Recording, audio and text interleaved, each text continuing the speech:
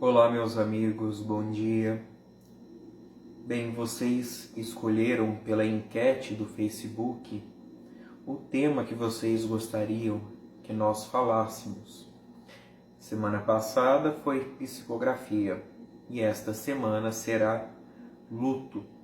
Como o tema era luto e depressão depressão é um tema muito grande para a gente falar em um vídeo de 10, 15 minutos, eu decidi fazer parte 1 e parte 2. Então, na semana que vem, nós iremos colocar o vídeo sobre a depressão e hoje sobre o luto. Bem, como nós havíamos falado, o luto é uma doença que as pessoas não compreendem. Nós vemos com muita frequência a falta de compreensão pela dor do outro, pela dor que a pessoa passa.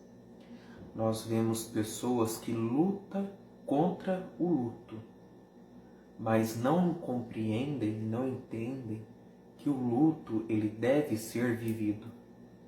Você não pode pular o luto, você não pode esquecer do luto, você não pode fingir que está bem com o luto. O luto ele deve ser vivido, é o essencial, é o fundamental.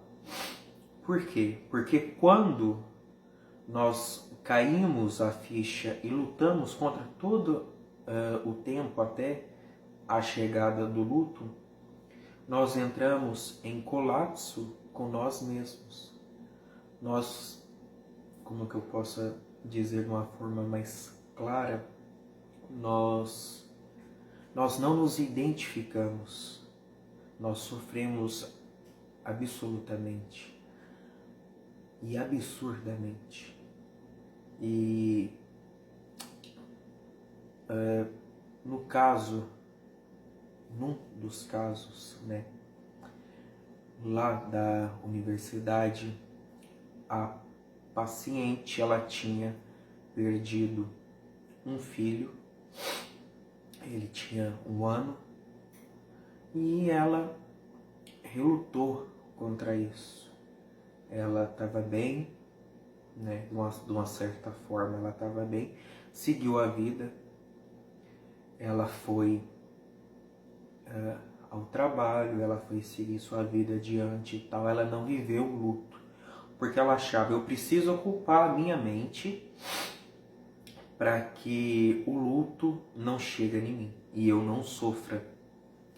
Então ela foi ter a vida dela de forma normal, e 10 anos depois, ela já não estava pensando mais nisso, 10 anos depois ela acorda no meio da noite com crises de ansiedade, de pânico, uma crise intensa de choro, e ela não sabia descrever o que era aquela falta, aquele sofrimento que em 10 anos ela não tinha tido, pois ela estava lutando contra isso, mas 10 anos depois do desencarne do filho ela teve.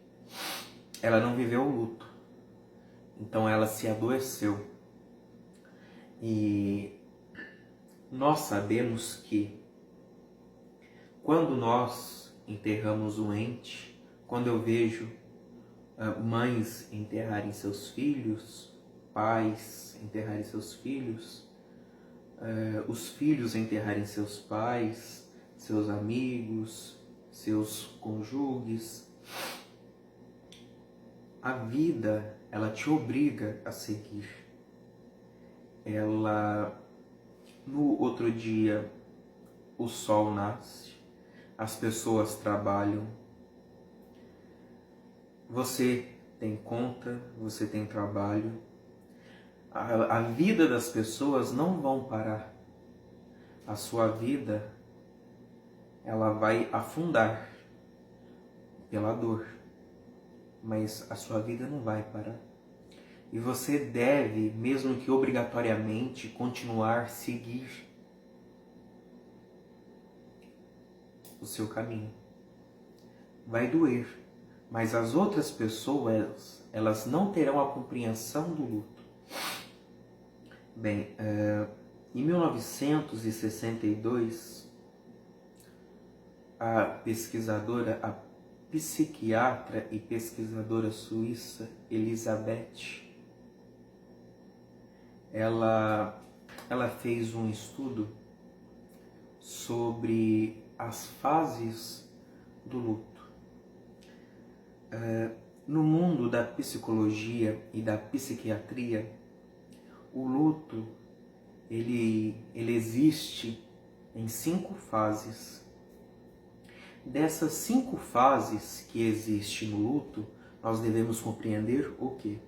Não necessariamente você passa pelas 5. Você pode passar pela primeira e ir para a última. Você pode passar pelas 5 e anos depois você retornar na primeira, ou por algum motivo você retornar na segunda. Não tem um tempo tipo 6 meses um, 6 meses o outro. É muito individual isso. É muito individualista. A forma como cada um conduz o sofrimento, o luto. Então, esse estudo nos traz a compreensão do luto. A primeira fase é a negação. Bem, o que é a negação? A negação no luto é não acreditar no que está acontecendo, ou você fugir daquela realidade. Quando você foge de algo que te sufoca, que te machuca, você pode fugir através da negação. Numa festa, no cigarro, na bebida. Então, cada um tem uma forma de enfrentar a negação. O pensamento da fase do luto, na negação é: isso vai passar, isso não é verdade. Nesse momento do pensamento na negação, o que modifica é o comportamento do enlutado, e na negação não se sente bem em tocar no assunto. Ela se sente que não é verdade, que é algo que não foi daquele jeito, que vai passar. Cada um, como eu havia falado, enfrenta de uma maneira. A segunda fase que a Elisabeth ela nos coloca é a raiva. A pessoa não se conforma e expressa raiva contra tudo, contra todos, contra Deus e pela justiça. Ela culpa o mundo, ela culpa as pessoas, ela se culpa e ela culpa Deus. Se eu tivesse perto, se eu tivesse visto, se eu tivesse falado, não sai. Se eu tivesse brigado, hoje você vai ficar, você vai beber, você não vai pegar o carro. Se Deus olhasse para mim, Deus esqueceu de mim. Você acha que realmente Deus existe? Se Deus é um ser misericordioso, como é que Ele quer que seus filhos sofrem?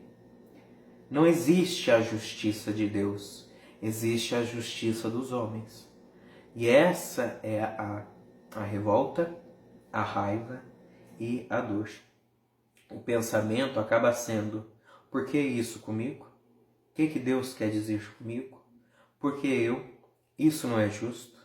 Tanta gente ruim no mundo e logo o meu ente, meu filho, meu pai, meu marido, minha esposa, que era uma pessoa muito boa.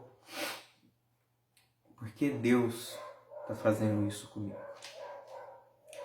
E na segunda fase, que é a fase da raiva, A pessoa ela perde a calma quando ela vai tocar no assunto, ou quando alguém toca no assunto. Um exemplo. Me fala como foi o caso, o ocorrido do assassinato do seu filho. Ocorreu assim, assim, assim, assim. Mas como que foi isso? A pessoa vai ficando nervosa, ela não vai sabendo conversar, reagir. Bem, a terceira fase é a negociação. É um processo interno de cada um, o indivíduo e ele mesmo.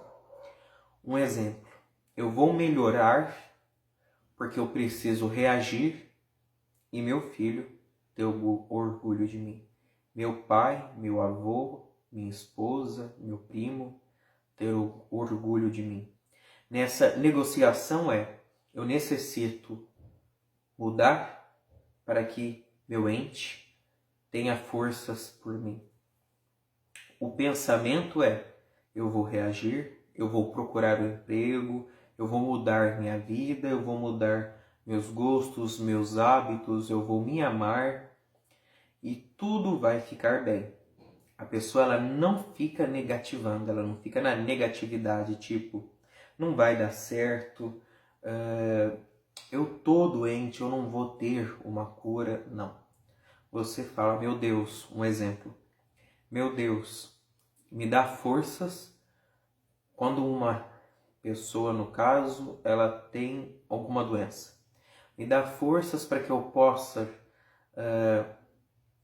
enfrentar essa doença, para que eu possa curar desta doença, para que meus filhos, para que eu possa ver meus filhos bem, meus netos grandes, meu esposo melhor, enfim. Quarta fase é a depressão. Bem, na depressão, ela entra o medo, a culpa, o isolamento, o desolamento, a tristeza e o sentimento profundo, o sofrimento. E a pessoa volta com um pouco da negação, que é, eu não tenho capacidade para cuidar disso, eu não vou dar conta de enfrentar isso, eu não vou dar conta de passar por isso. E ela começa a se sentir revolta, angústia, insônia. A insônia é muito comum. E as pessoas necessitam compreender que não está ligado à fome e não está ligado à falta de apetite. Pessoas que têm depressão, elas têm fome, elas têm falta de apetite. Elas têm sono, elas têm insônia. Elas querem ficar em casa, elas querem sair. Cada um tem sua maneira de lutar contra a depressão. E cabe cada um de nós respeitarmos as pessoas que enfrentam a depressão. Porque ninguém sabe os monstros internos que é viver.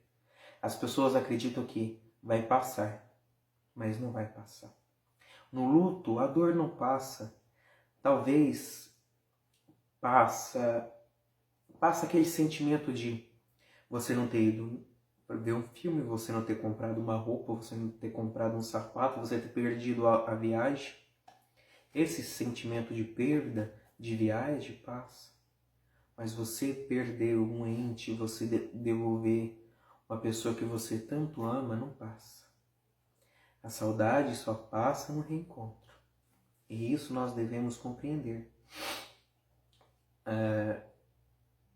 Na fase da depressão, a pessoa ela se odeia, ela chora frequentemente, ela tem um afastamento dela e da sociedade, e o comportamento dela é autodestrutivo, nada tá bom.